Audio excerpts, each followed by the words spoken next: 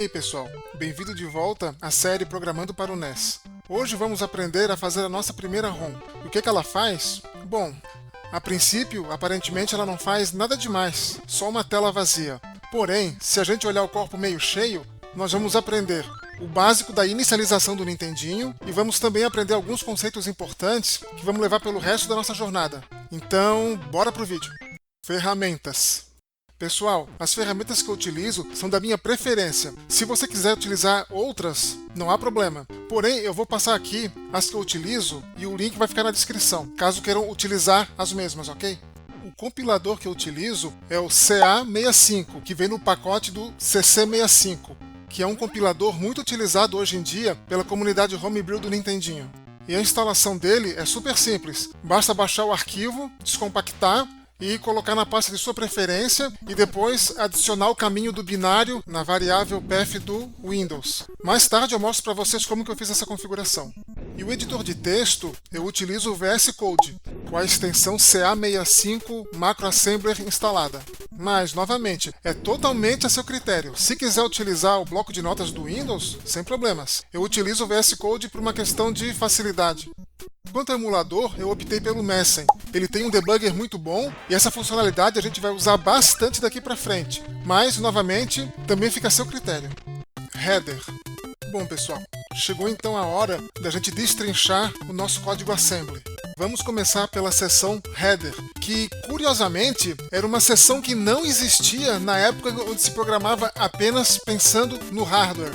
Os headers foram adicionados depois para auxiliar os emuladores a entender a ROM. Por exemplo, quais mappers o cartucho utilizava, qual era o espelhamento, tamanho de memória e por aí vai.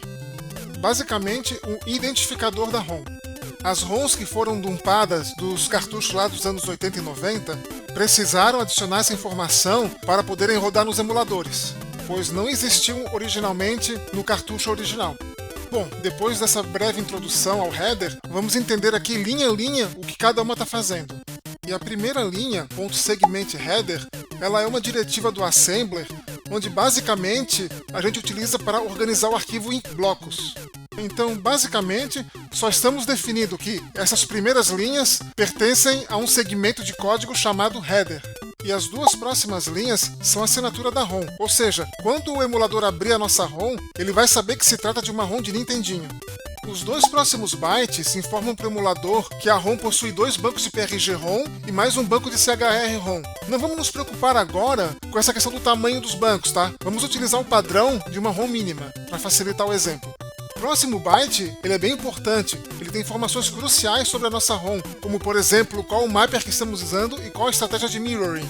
Por agora, a gente vai deixar esse valor zerado, não vamos nos preocupar agora com o que cada bit significa, mas é importante ressaltar que eu deixei aqui um valor binário ao invés de hexadecimal, porque cada bit tem um significado, então isso vai facilitar a leitura mais tarde. E os próximos bytes, com exceção do sistema de TV, não têm um uso prático, então a gente vai deixar eles zerados também, não vamos nos preocupar com eles. E com isso nós fechamos o nosso header com um total de 16 bytes. Inicialização. Seguindo aqui no nosso código, vamos ver dois novos segmentos. Agora estamos criando um segmento de zero page. Esse segmento aqui, ele serve para nós criarmos variáveis de acesso rápido nos primeiros bytes da memória RAM. E como não estamos usando variáveis no exemplo, ele vai ficar vazio. Já no segmento Startup, nós vamos desabilitar a IRQ, vamos também desabilitar o modo decimal, e na sequência, nós desabilitamos o frame counter da APU, atribuindo o valor 40 hexadecimal no endereço 4017, que é o endereço que a CPU utiliza para acessar o registrador da APU. Depois nós inicializamos o ponteiro da pilha em FF hexadecimal. A gente utiliza FF porque a pilha ela cresce para baixo, entre aspas. Ou seja, cada vez que é empilhado um novo valor, o valor do ponteiro ele vai diminuindo. Mas por hora, não se preocupa com a pilha. Em outro vídeo a gente vai falar dela.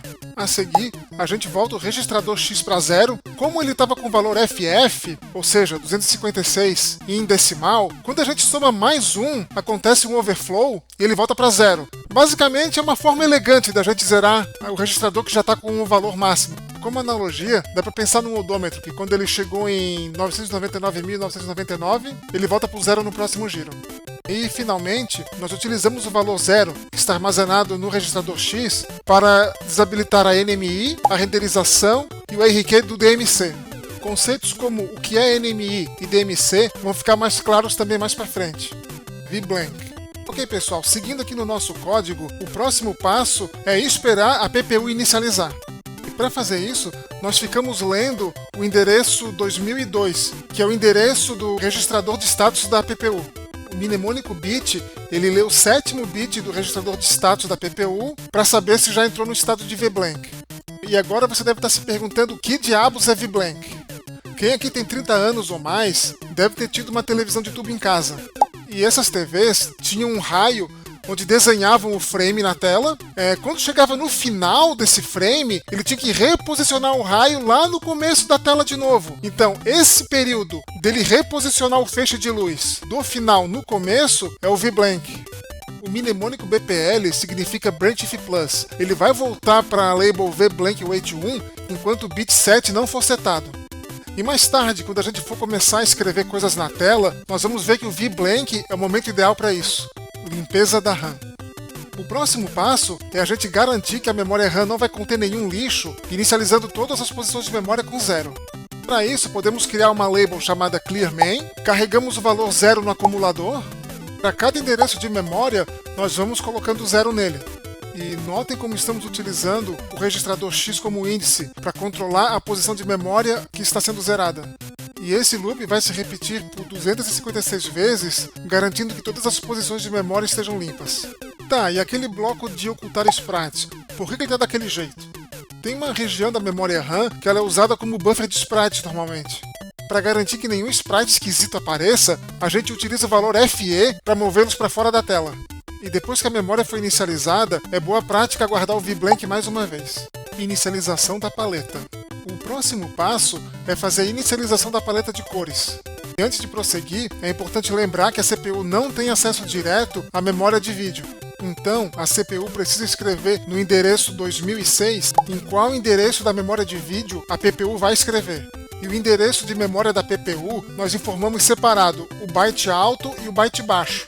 E depois de definir o endereço, a CPU informa para a PPU qual valor ela deve armazenar. E no caso, estamos escrevendo 0 dos 32 bytes de paleta de cores. Nas duas últimas linhas, estamos ligando uma ênfase em azul, mas ela não vai ter efeito prático agora, porque a renderização está desligada. Mas eu resolvi deixar no código apenas para ilustração. Segmento de código. E chegamos agora no fim do código. Como essa é a primeira ROM, ela não tem lógica de jogo ainda, o programa vai ficar preso naquele loop infinito, sem executar nada, mas futuramente vamos utilizar aquele espaço para colocar nossa lógica de jogo. E sobre o NMI e o IRQ, nós ainda não estamos trabalhando com interrupções, mas a gente tem que deixar declarado no código para pelo menos o programa saber por onde voltar. Mais para frente, vamos nos aprofundar nesse trecho também. Quando ligamos ou resetamos o Nintendinho, a CPU vai procurar uma posição fixa da ROM, que é o endereço da rotina de reset, por exemplo. Então a gente precisa definir onde que está essa rotina de reset dentro da ROM. Nós fazemos isso dentro do segmento de vetores. E finalmente o segmento chars é a área de gráficos do jogo. Em jogos reais, aqui vão ficar os tiles, os sprites e as fontes, por exemplo. Agora ele está vazio, porque a gente não vai desenhar nada por enquanto. Caso você queira testar o código, eu vou deixar também na descrição do vídeo os comandos para compilar e criar o binário. Assim você pode abrir a ROM em qualquer emulador. Então é isso, pessoal. Eu espero que o vídeo tenha ajudado vocês. Sei que é bastante coisa, até mesmo para uma ROM que não faz nada. Se ficou alguma dúvida, deixa aí nos comentários. Eu tento responder assim que puder. E também, se vocês sentiram falta de aprofundar um pouco mais algum detalhe, bota nos comentários também, que se for necessário, eu faço um novo vídeo explicando melhor, ok? Um abraço a todos vocês e até o próximo vídeo. Ah, e se puder, se inscreve no canal, compartilha e dê o like. Valeu!